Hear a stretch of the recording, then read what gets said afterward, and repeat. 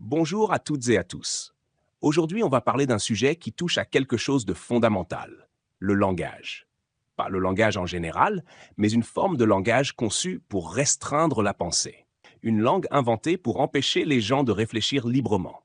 Une langue qui ne sert pas à communiquer, mais à contrôler. Je veux parler du novlangue. Ce mot vient du roman 1984 de George Orwell. Dans ce livre, Orwell imagine une société totalitaire où l'État surveille tout, tout le temps.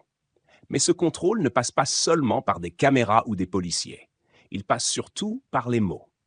Le parti a inventé une nouvelle langue, le novlangue, ou newspeak en anglais.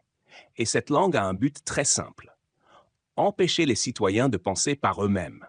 Dans le novlangue, chaque mot est réduit à sa forme la plus simple. On supprime les synonymes, les nuances, les doubles sens.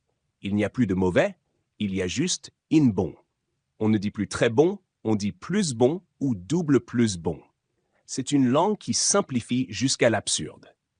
Et ce n'est pas un hasard, car si on limite le nombre de mots, on limite aussi le nombre d'idées qu'on peut exprimer.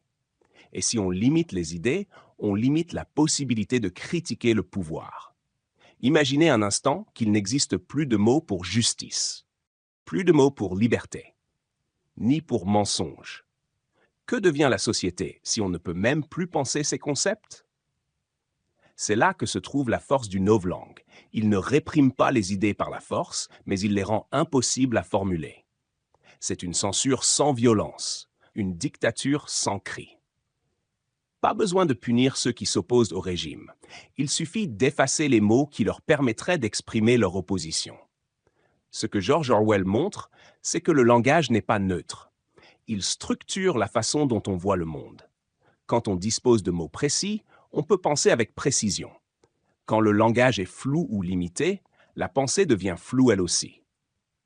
C'est pourquoi contrôler les mots, c'est aussi contrôler les esprits. Et si ce n'était qu'un roman, on pourrait en rester là. Mais ce n'est pas le cas.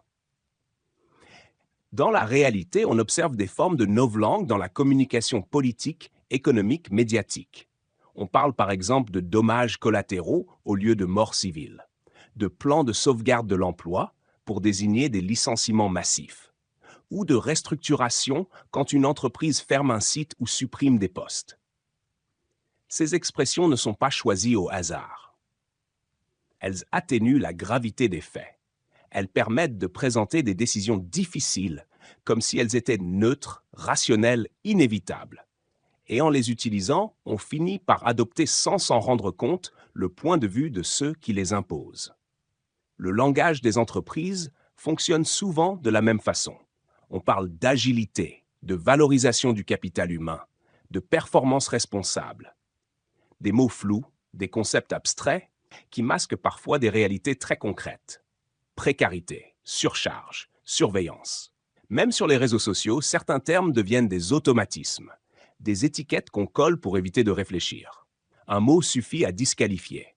Toxique, problématique, non aligné, inacceptable. On débat de moins en moins. On classe, on rejette, on désigne. Et plus la communication se fait rapide, plus on a tendance à utiliser des mots simples, directs, mais souvent vides de contenu.